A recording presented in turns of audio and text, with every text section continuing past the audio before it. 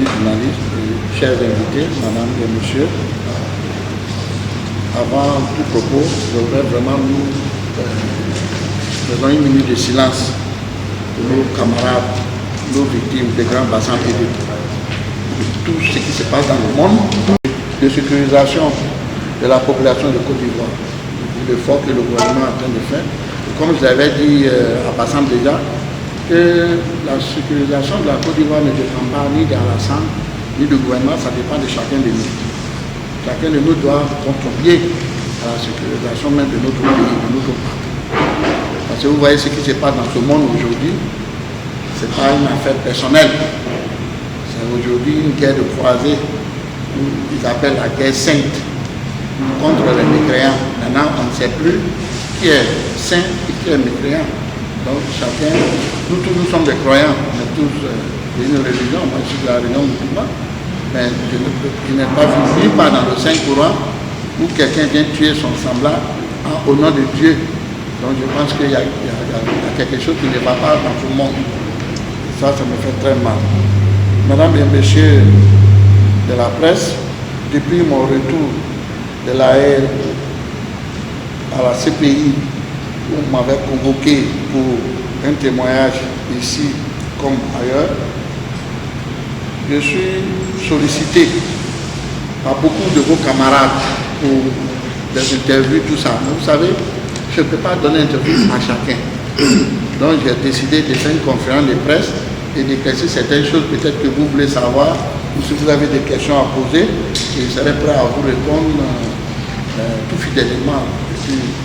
Répondre à vos questions. C'est pour ces raisons que j'ai convoqué cette conférence de presse. Parce que depuis mon arrivée, on ne fait que m'appeler. Interview. Je ne peux pas donner interview à chacun. Donc j'ai préféré faire une conférence de presse et faire plaisir à tous ceux qui veulent avoir des questions à poser et avoir des réponses. Voilà les raisons de ma conférence de presse ce matin et je pense que c'est tout à fait normal pour ce que j'ai décidé. Et je voudrais profiter en même temps pour vous dire aussi que tu vas avoir une grande tournée de la NACIP pour donner les nouvelles du président Laurent Gbagbo, parce qu'il y a un message pour la population ivoirienne. Mais je ne le dirai pas comme je l'ai dit, je vais le dire ça haut et fort chez lui, à Gagnois, devant toute la population. Mais je ne passerai pas par des chemins, je pense qu'ici déjà tout le monde me connaît des caractères, je ne suis pas quelqu'un qui cache les vérités. Mais quelquefois, je crois qu'il y a un an ou il y a 6 mois, j'avais tenu une conférence de presse où tout ce qui est dit à la Haye, j'avais déjà dit un peu, il y avait déjà reçu. Et il y a des gens qui se sont sentis frustrés, il y a des gens qui ont trouvé que je jouais à un jeu, il y a des gens qui ont trouvé que je faisais quelque chose pour quelqu'un. Mais Dieu merci, comme moi je savais depuis 5 ans je devais aller à la Haye, puisque j'ai vu dans les réseaux sociaux, même dans les presses, on dit Sam est allé témoigner à visage ouvert parce que son nom a été cité. Mais je vais démentir ça à tout le monde ici, que ce n'est pas parce que mon nom a été cité que moi j'ai témoigné à visage ouvert. Le premier jour que le bureau du procureur, le 4 octobre 2011, m'avait convoqué pour venir me auditionner, les premières choses qu'ils m'ont dit que moi j'étais un co-auteur. Un co-auteur, ça veut dire que j'étais aussi, pas comme le président Gbagbo, comme tout le monde. Et moi je les ai dit comment les choses se font, ils m'ont expliqué. J'ai dit mais moi, pour que moi j'apporte la vérité et mon témoignage, moi je vais à la Haye, devant le président Gbagbo, devant le juge, devant le bureau du procureur et devant le monde entier, dire ma part de vérité de la Côte d'Ivoire. Si vous êtes d'accord, je suis d'accord pour partir. Si vous n'êtes pas d'accord, moi je ne vais pas témoigner. Donc c'est pour vous dire, ce n'est pas que parce qu'il y a eu une fuite de nom que moi, j'ai témoigné. Non, non. J'ai déjà dit que j'ai témoigné en visage ouvert depuis longtemps. Je l'ai déjà dit.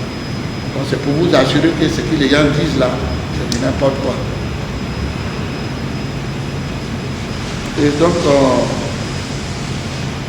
de mon engagement politique, de ma loyauté et de ma fidélité au président Laurent Gbagbo, donc pourquoi j'ai témoigné à la CPI, mon message de paix aux Ivoiriens d'annoncer une série des actions, et tout à l'heure même vous avez ça dans le programme. Nous allons interpréter aussi des tournées des salutations dans les églises, dans les mosquées, dans les marchés, partout où il y a la population qui veut me voir, qui veut m'écouter, je partage donner le message de réconciliation et de paix. Je pense que je l'ai déjà fini. Ce qu'il y a dit, les Ivoiriens aujourd'hui, ils ont un cœur apaisé et ça, je sens la joie dans le visage de la Côte d'Ivoire des Ivoiriens. Et je pense qu'il était un homme honnête, un homme véridique. Et j'ai été fier. Et je pense que beaucoup de personnes sont fières de moi parce que moi, je suis un vrai garçon. Ce que j'ai fait, je ne pense pas que quelqu'un peut le faire. Cette risque qu'il y a pris, personne ne peut l'entendre. Mais dans la vie, quand tu es dans le chemin de la vérité, Dieu va te protéger.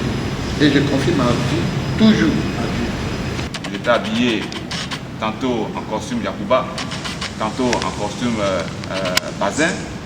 Alors, qu'est-ce que cela voulait dire? Était-ce un message ou alors une mode? C'était un message à la Côte d'Ivoire et aux Blancs, ceux qui m'ont appelé d'aller témoigner. C'est pour vous dire que on est un, et je l'ai dit, on est un. C'est-à-dire les Ivoiriens sont un, la Côte d'Ivoire elle est un, elle est indivisible. Le boubou que vous voyez porter, c'est parce que j'ai été pris rapidement pour partir. Sinon, je devais même aller avec les tenues des dozos. Je devais porter, je devais aller avec tous les tenues. Mais j'ai été pris brusquement. J'étais vraiment trop pressé. Je n'avais pas le temps de rassembler ce que je devais rassembler. Mais c'est pour vous dire que tout ce que je portais comme habit, j'ai prouvé qu'on peut être du nord, de l'ouest, de l'est, du centre, de partout de la Côte d'Ivoire, et puis être à l'aise de tout ce que nous portons. C'était un message fort que je voudrais donner, qu'on est tous même chose. On est tous même chose. Il n'y a pas nord, comme je l'ai déjà dit. Il n'y a pas nord, il n'y a pas sud, il n'y a pas centre. La Côte d'Ivoire, on est tous des Ivoiriens, nous vivons ensemble et que nous devons vivre. On est obligé de vivre ensemble. C'est ce qu'il aurait dit. Et c'est ce qu'il a dit. Je ne suis pas passé par deux chemins. Les bagues, c'est mon style. Et puis ces bagues, vous savez, moi je connais, c'est des bagues qui viennent de très loin et c'est des versets de protection. Pour que Dieu toujours veille sur moi, il me protège. Et que Dieu fait en sorte qu'il soit toujours au-dessus des hommes. Je suis un homme, j'ai une famille et j'ai des activités. Si je devais aller à la haie que c'était programmé, on devait me prévenir un mois avant, ou même 2 ou 3 semaines avant, mais pas 2 jours avant. Là, j'étais désolé.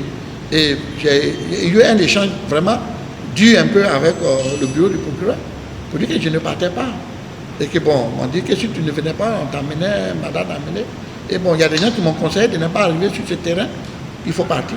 Et c'est comme ça, il a décidé, il dit bon, pour ne pas aller trop compliquer les choses, de toute façon, si je vais aujourd'hui que je ne vais pas et je vais aller demain, c'est la même chose. Mais c'est la procédure, c'est-à-dire la façon qui a été faite qui ne m'a pas plu. Mais j'ai décidé de partir, mais on ne m'a pas amené par force. Maintenant, ce qui dit que vraiment j'ai souffert, oui. Je n'ai pas souffert des conditions j'étais très bien logé. J'étais vraiment très bien logé dans un lieu secret, mais dans un grand hôtel. Et je mangeais bien tout. Mais j'ai souffert quoi? J'ai souffert dans l'audience. Toute la journée, des questions. Et la nuit, quand vous arrivez, vous êtes obligé de commencer à réfléchir ou bien de lire des dépositions, tout ça. Parce que tu ne sais pas quelle question demain ils vont te poser pour ne pas faire des bêtises ou des erreurs. Parce que vous voyez, j'ai été auditionné depuis 5 ans. Depuis 5 ans quand même, il y a des choses qu'on oublie. Des choses qu'on oublie. Et donc c'est ça, je vous dis, j'ai vraiment souffert. Et je pense que l'audience même devait finir le jeudi hier. C'est hier même que l'audience même devait finir. Mais le juge même s'est rendu compte que j'ai tout dit et que j'étais fatigué. Il fallait mettre fin. Sinon, les avocats de Gbagbo et de Blé Goûté, même le bureau du procureur n'était pas prêt à me lâcher. Vraiment, ils ont insisté. Moi, j'ai dit au juge qu'il y a un mot quand même à dire dedans, que moi, je ne dépasserai pas au-delà de vendredi. Et qu'il n'a qu'à vraiment voir ça, parce que je suis fatigué. Parce que j'ai l'impression que les questions se répétaient trop. Donc, moi, j'étais fatigué et j'ai voulu vraiment mettre fin à ça. Le bureau du procureur dit, j'ai été non coopératif. Avec toutes les questions que j'ai répondues là, on dit que je suis un témoin en charge contre le président Gbagbo. Je n'ai jamais voulu répondre à quelqu'un. Parce que moi seul, je sais que Je suis un témoin. D'abord, je vais vous expliquer le cas de ma suspension à l'Alliance. Il faut que je sois clair avec vous. Moi, j'ai été très en colère quand on m'a suspendu. Et on a suspendu mon parti. Je n'ai pas apprécié. Je n'ai pas apprécié ça. Il faut que je sois véridique. Je n'ai pas apprécié parce que je pense que nous avons des tests et nous avons le règlement intérieur au sein même de l'Alliance. Mais comme c'est la démocratie, lorsqu'ils ont pris cette décision, moi j'étais avec eux à la réunion et ils ont demandé que je puisse me retirer, qu'ils vont se consulter entre eux. Moi, ils ne savaient même pas de quoi il s'agissait. Et lorsque, une heure après, il paraît qu'ils ont voté entre eux. Il y a deux qui n'étaient pas d'accord et la majorité était d'accord. Il paraît que même il y avait une ou un parmi eux-mêmes qui a demandé la radiation même. Ça, c'est les échos que j'ai eus. Mais vous savez, moi, je suis un homme de paix, et je suis un homme de pardon, et je suis un homme de dialogue. Parce que je suis un fils au président Laurent Gbagbo qui a toujours posé, venez, asseyons-nous et discutons. Moi, je suis comme ça. Lorsque on m'a rappelé et que la sentence était tombée, moi j'ai dit, je n'ai pas caché, j'ai dit ça au président Afi et aux autres, que vous n'avez pas le droit. Parce que ça n'est dit dans aucun de nos tests. La seule chose que vous pouvez faire, que moi je pourrais accepter, c'est que mon parti pourrait rester. C'est moi qui suis concerné, ce n'est pas mon parti. Le parti pouvait rester dans l'Alliance et assister les réunions, et moi je sois suspendu pour aller répondre à la convocation du bureau du procureur de la haie. Il n'a qu'à dire la vérité, je n'ai pas envie de dire, parce que le président Gbagbo m'a dit, il veut une réconciliation de sa famille. Et que tout le monde connaît sa ligne. Mais il n'a qu'à dire la vérité aux Ivoiriens. Pourquoi il cache? Il cache quelque chose. Parce que moi, je ne peux pas aller plus loin, parce que moi, j'ai déjà fini le débat à la CPI. J'ai bien dit que le président Gbagbo n'est pas un criminel et que c'est un homme de dialogue. Et c'est pour ces raisons que, quand le président Afi est sorti de la prison, que moi, je suis allé vers lui aujourd'hui pour créer l'Alliance et le soutenir, parce qu'il a su la ligne du président Gbagbo pour dialoguer avec le pouvoir, pour ramener la paix en Côte d'Ivoire et puis la réconciliation. Et j'ai bien dit que c'est le président Afi qui est le président de FPI devant le président Laurent Gbagbo. Il ne peut pas me dire qu'il ne peut pas dire le contraire. Et le président Gbagbo sait très bien que en Côte d'Ivoire ici, il reconnaît qu'un seul FPI qui est dirigé par le président Afi. Il n'y a pas de FPI. Et vous m'avez parlé du meeting comment on appelle, d'Azopé. Bon, peut-être qu'il va aller faire le meeting au nom de Sangaré. Mais je voudrais dire, et je lance un appel, que je les invite de venir à Gagnoa. Parce qu'il y a des choses, le message de Gbagbo que je vais leur donner à Gagnoa. Je les invite de venir. Qu'ils arrêtent de faire croire aux Ivoiriens ce qui n'est pas vrai. Parce qu'il y a beaucoup de choses. Ils vont nous permettre, ou bien ils vont me permettre d'aller plus loin que ça. Je les invite. J'invite le président Afi. J'invite le président Afi N'Guessa, le président de FPI. J'invite M. Aboudama Sangaré, Kone Aboubakar. J'invite tous les gens du FPI, tous, sans tenir compte de ce qu'ils appellent les fondeurs ou les, je ne sais pas quoi, comment on appelle les autres là? Affilés. Ah. J'invite tout Gagnois. J'invite toute la famille de Gbagbo. J'aurai à maman donner les nouvelles à la famille de Gbagbo. Je les invite de venir écouter le message à Gagnoa. Et je vais leur dire le soir de Gbagbo. Qu'ils arrêtent. Qu'ils arrêtent. Moi, j'étais un garçon indigne d'aller à la CPI pour défendre le président Gbagbo. J'étais un avocat gratuit, sans prime, sans payer. Et là, je ne vois pas les actions qu'ils mènent et ce qu'ils font aujourd'hui qui peut aller dans le sens de défendre le président Laurent Gbagbo. Je ne vois pas. Ça suffit. Ça suffit. Le président Gbagbo souffre. Ça suffit. Donc je les attends. Je les attends tous à Gagnoa. Ils vont écouter le message du président. Moi, je ne passerai pas par deux chemins. Gbagbo sait qu'il n'y a pas de FPI d'Aboudama Sangaré, il n'y a pas de FPI d'Afi N'Guessa. Il y a un FPI en Côte d'Ivoire qui est dirigé par Afi N'Guessa. Parce que les mots là, faites attention aux mots. que le président Gbagbo reconnaît. J'ai dit que le président Gbagbo reconnaît un seul FPI en Côte d'Ivoire, qu'en Côte d'Ivoire ici, il ne reconnaît pas le FPI d'Aboudraman Sangaré, ni le FPI de Afin Guessa, il n'y en a pas. Il y a un seul FPI qui est dirigé par Afin Guessa. Le FPI ne appartient pas à Afin Guessa.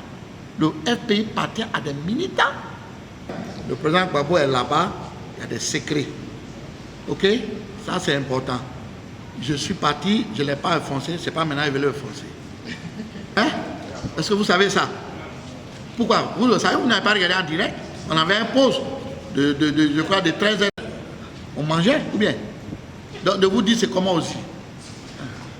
Ceux qui veulent connaître et qui savent comment chose, ils n'ont qu'à se rendre. Je vous ai dit que jusqu'aujourd'hui, la porte est ouverte pour tout le monde. Oh, sincèrement, moi personnellement, je n'ai rien reçu comme menace. Parce que je pense que je ne vois pas les raisons pourquoi je serais menacé. Si je pense que j'ai permis à la Côte d'Ivoire même de se réconcilier en passant à la haie et ramener la paix et puis la joie dans le cœur des Ivoiriens, je ne vois pas qui va me menacer. Bon, pas quel intérêt. Donc pour le moment, je n'ai reçu aucune menace. Je me confie à Dieu. J'ai fait confiance à mon peuple, j'ai fait confiance à mon pays et je pense qu'il n'y a rien. Ceux qui connaissent le président Gbagbo, qui connaissent la ligne du président Gbagbo et son pensée, c'est quoi? J'ai dit le président Gbagbo a été celui qui a amené la démocratie en Côte d'Ivoire, le mini-parti. C'est le président qui a appelé au dialogue. C'est le président qui dit asseyons-nous et discutons. Donc le président, c'est sa ligne qui est là. Sa ligne là, ce n'est pas la violence, ni tuer les Ivoiriens. Parce qu'il n'est pas un homme, il n'est pas un criminel, je l'ai dit. Donc la ligne de Gbagbo là, c'est cette ligne là, je vous ai expliqué, je vous ai dit que le président Gbagbo a été pris en otage depuis le 11 mars 2016. Et je suis allé dans le fond. Donc aujourd'hui, il y a ceux qui étaient, le groupe qui était pour le président de se retirer et ramener la paix définitive. Et il y a ceux qui n'étaient pas d'accord. Et c'est ça qui continue. Ce sont deux groupes qui sont là. Le groupe de dialogue et la paix et la réconciliation qui est là. Et il y a ceux qui sont fermement fermés à tout. Donc voici le problème. C'est ce qui a commencé depuis le 11 mars 2016 qui continue jusqu'à aujourd'hui. Mais j'ai dit, ils n'ont qu'à dire la vérité aux Ivoiriens. Ils n'ont qu'à dire parce que, pour finir, moi je vais aller plus loin et je vais dire la vérité. Parce que les Ivoiriens ont le droit de connaître la vérité. Les Ivoiriens sont morts ici. Et merci à mes militants de la NACIP, les jeunes. Je vous dis merci. Et je dis merci à tous les journalistes. Je vous dis merci. Et tous ceux qui veulent connaître le message, Ganois, le meeting serait fait à Ganois, à la place Laurent Gbagbo. Je vous ai donné le programme, je vous ai donné la date. Vous pouvez venir, il n'y a pas de problème. Vous pouvez rentrer en contact avec Frimo. Voilà, vous pouvez rentrer en contact avec Frimo. Je vous remercie beaucoup. Je vous remercie pour le respect que vous m'avez accordé. Je vous remercie.